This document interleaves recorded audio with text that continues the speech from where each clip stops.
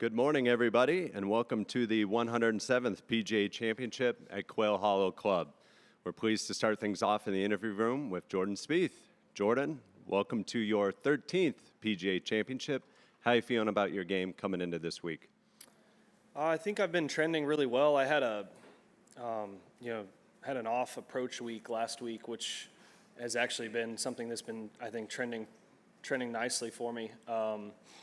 Just made some kind of dumb mistakes that were multiple shot problems around that kind of old school course. But kind of throwing that out, I feel really good about some of the stuff I've been working on. Some of the kind of mechanics and traction of how I'm swinging the club are getting more sound and more consistent. I'm getting more confident in that, feeling like I can play all the ball flights that I'd like to. And you need that around this golf course because you got to work it both ways, different heights. Obviously the greens, although the course is soft now, the greens, I played yesterday in that rain, and even as it was raining, the greens were still firm and they had the sub air going. So you're just going to have to be a shot maker around here, and I feel like that part of my game has been improving as the years gone on. And this is a place you just can't fake it. There's a number of great golf courses that we play, and this is one of them. And you'll get guys shoot 5, 6, 7 under, and you'll get guys shoot 5, 6, 7 over. And it's just, there's no faking it. The rough's up a little more than I think what we normally see when we come here during the season. So a little more premium on the fairways. Trying to find greens in regulation will be my goal. That's great. Thanks, Jordan. We'll open up for questions.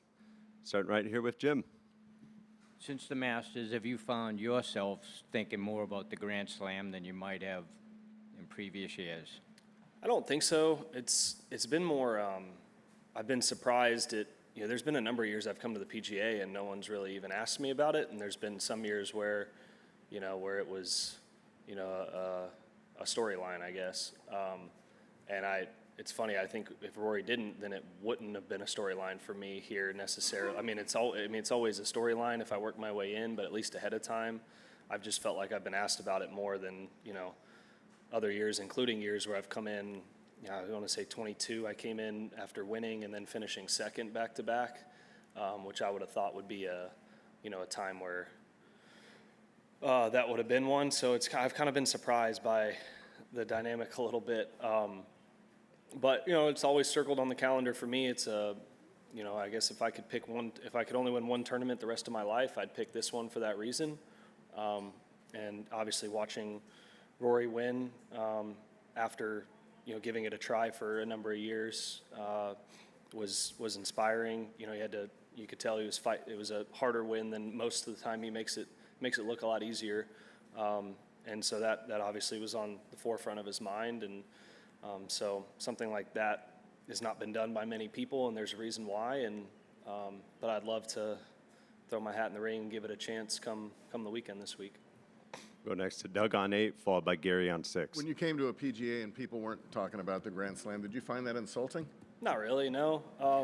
Because the years I'm talking about, a lot of times I wasn't in very good form, and if you're not in very good form coming to a major, I had a chance in 2019 and I was not in form, and I was in the final group on Saturday with Brooks, and I was like, I know what it's like to have control of my game. I've played with Brooks with control of my game. I see what he's doing right now, and I don't have mine, and let's see if I can fake it these next 2 days. I feel a lot better now than, say, I did in that. But it's I'm not insulted by it. Typically there's a lot of storylines, and I feel like for so many years watching Phil's at the U.S. Open, it was some, then it wasn't some, then he wins the PGA recently, then all of a sudden it becomes a storyline again in the U.S. Open. So it just kind of bounces back and forth within the noise, I guess. Jordan, in 17, right after the PGA here, you and I had a conversation in Dallas, and I asked you about winning this championship, and you said you thought it would be the hardest one. And you said it wasn't because of the psychological component of it being the Grand Slam. You thought it was the setups of this championship. And knowing all the events that were ahead, knowing the sites, has that opinion evolved from then to now? Well, I think the hardest one, I believe statistically for me, if I look back at all my history of professional golf would have been the U.S. Open, but I somehow snuck that one out. So then the PGA would be second, because the Masters and the Open play a lot more into my strengths than the other two do.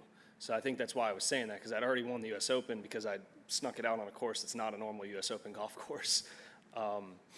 And so, yeah, I would say that had I won the PGA, I would have easily said the U.S. Open, and I didn't win the U.S. Open.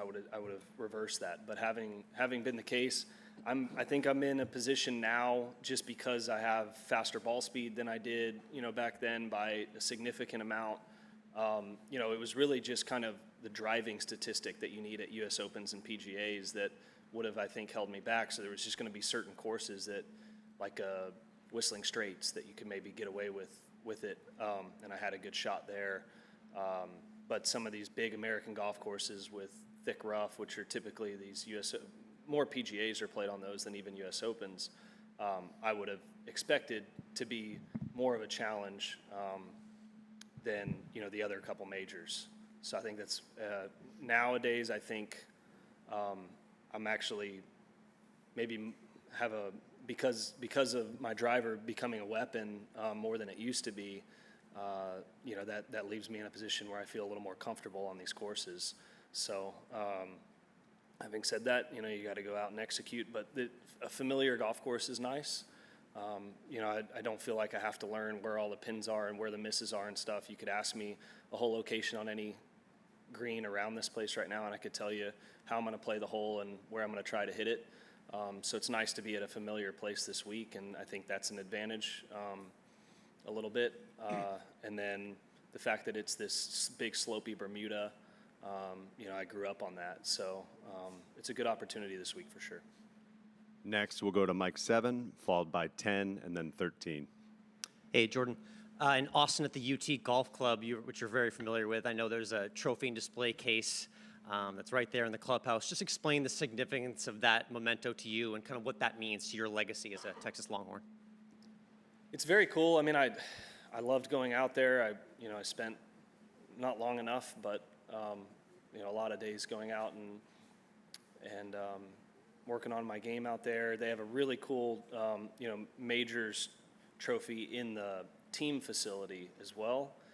It's a Longhorn trophy, and it's every Longhorn that's won a major and what it was. And I think that's a pretty awesome one too. There's a very cool one at the course I grew up at Brookhaven in Dallas. So I mean, just places that are close to my heart, where I learned to love the game, got better at the game. Led me to being able to play it professionally and compete at a high level. Those are a few of the most special places to me anywhere in the world, to be honest. And I love going back to UT Club when I get the chance. I'm planning on doing it, more often in the future than I've been able to the last couple years. Kids get a little older, it'll be fun to take them and show them. And but yeah, it's a very nice thing to do. It's moved on to Scotty's more recently, and I'd love to step back in there and add to it, I guess. Jordan, you mentioned your physical preparation up top. How does your mental preparation for a major differ from a standard tour week? I think it's more about the golf courses than it is anything else. They're just going to present a little more of a challenge in a different way, and each major is different from the next and what that challenge is. But whether that's side to miss on the fairway that you might get away with in a PGA Tour event that you don't get away with in a major. It's just a little bit of an extra level of course management, and it's ahead of time. It's a lot of the course management preparation that's more of kind of the mental side. But the crowds are bigger, the grandstands are bigger. That over time kind of just becomes a blur. We always have huge crowds at this event. It's and a lot of amphitheater type seating here at Quail Hollow. So I don't think it'll look as different as maybe when we go to an unfamiliar place with huge, like Valhalla last year with huge setups, but we don't know the course very well. So it all just, is a big thing. This is normal for here. Things, obviously they're not triple decker, they're maybe double decker, right? The PGA, always throws in some pretty incredible grandstands, whether it be the PGA Championship or the Ryder Cup. So, It's just everything's just a little bit more heightened. But I think it's more ahead of time, and as you start to get into it, I think it's actually a little easier on the mental side, easier than it is ahead of time. It just kind of settles into more of a normal tournament. As you start to contend on the weekend, that changes. You know, you sleep a little uneasy. I mean, majors have that, historical, presence to them. They mean more to every player that's playing this week.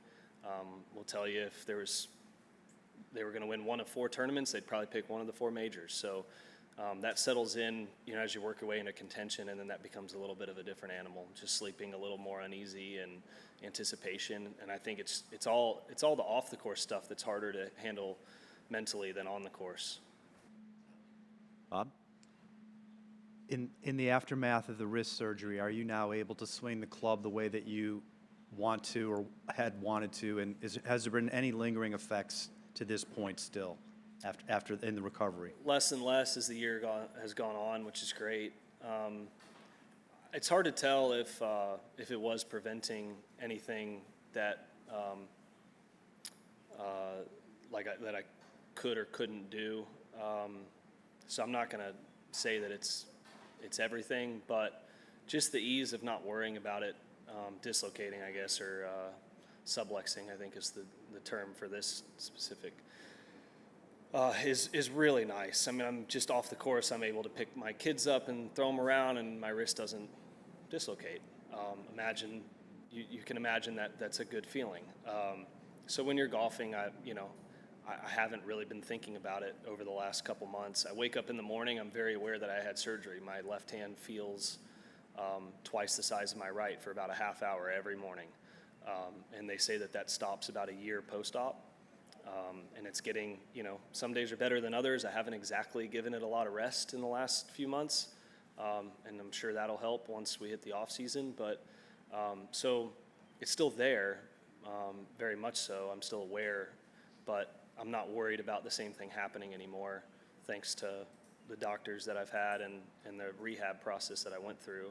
It was a lot of hard work. Last fall and into the winter was physically and mentally, it was, one of the hardest things that I've had to do. Just anybody who's come back from an injury, I mean, you want to be out there doing more and more and more, especially when it's not like I was top 5 in the world last year, right? So I felt like I was going to be coming from behind, and I wasn't able to do much while other guys were getting better. So it's just a hard process to be patient with, especially for me. And, it tested every bit of what I could do, and I went by the book, and by the time I was able to play, I think I played well and was kind of in contention in Phoenix, and I was like, man, I am just incredibly grateful just to be back out here doing this, because, there's months where, you're just going through the process wondering if or when that would happen again. So I didn't expect this year to be a ridiculous year. It's going to be something that I needed to work slowly towards with a long-term outlook, and I think it's going really well so far. And I've got a big stretch and a lot of good opportunities coming up, and a lot less distractions on it than I had last year. Got time for a few more. Let's go up to 19, followed by 11 and 5. Jordan, looking at the 4 major parts of the game, driving, approach, around the green, putting, if you were forced to replace one of them with any other player on tour, which of the 4 would you choose, and who would the player be? I'd probably replace approach with Scotty. I think that probably would lend to the lowest score differential for probably most anybody. But I don't actually know how they're weighted overall for scoring average. I don't know that specifically, but that would be my short, easy answer there. I think if you're going to lead an approach at historic levels, you're going to have a chance most every week. Thank you. Jordan, over the last couple of years, the driving has really improved. You just called it a weapon. I'm wondering, any of the changes you've made to make that a weapon, have any of those hampered your approach play? Has there been any push-pull with the changes you've made that maybe have helped one area but hurt another? Not necessarily. I think the longer lever and the more full shots last year were better for me with where my mechanics were off, and that would be, I was not in a place that I've played very good golf from, but because it was a longer lever, the timing was just easier hitting full shots with the driver. Not to mention, I mean, the drivers that I have now are just incredible. I mean, the improvement Titleist has made in their drivers, like the miss hits being just as fast and just as straight. I think the technology has a lot to do with it. But you're looking at strokes gained, so that's relative to everybody else having better technology too. I was just more comfortable in full hard shots, and yeah, it was coincidental that the driving was better and the approach wasn't. I mean, I wasn't mechanically sound to hit, you know, all the shots needed to have an approach game that was, you know, up there with the best of them. So pushing drive, I didn't try to become a better driver by any means. I was just it just kind of happened. And this year, it feels pretty good. And luckily, I think, you know, I'm on the right path to having everything kind of follow it right behind it. Jeff? Jordan, just a little follow-up on the wrist and mechanics and all that. Your numbers really dropped off kind of on short approach, and then they're picking up again this year. How much do you think that was related to mechanics versus maybe almost a kind of a fear factor going after the ball? Probably 75% mechanics, 25% fear factor. They were at their worst on any upslope faded wedge shot, and as I look back, that's just going to be, the way I play with as much shaft lean as anybody, maybe ever, or just definitely in the highest percentile. And when we played on some Zoysia last year, like even the PGA is a good example. I mean, that 9th hole last year at the PGA, I think I hit good drives all 4 days, and I think I hit one shot on the green with a wedge off an upslope off Zoysia, and I noticed it at home. We have Zoysia on a couple of the courses I play at home. You got me on an upslope Zoysia with a wedge, and I was dead. And I think that was some of the fear factor, because on that Zoysia, there's no give. Just get stuck in the ground, and then a fade, like a low, you're trying to play it low off the upslope, trying to take spin off or something like that. But 75% mechanics for sure, at least. But there was certainly a little bit of it that I think I was dumping underneath just because of that. I just didn't want to get over and get it stuck in the ground. It's like almost like I was going to hit a root, you know. All right, Jordan, thanks for your time. We appreciate it. Go.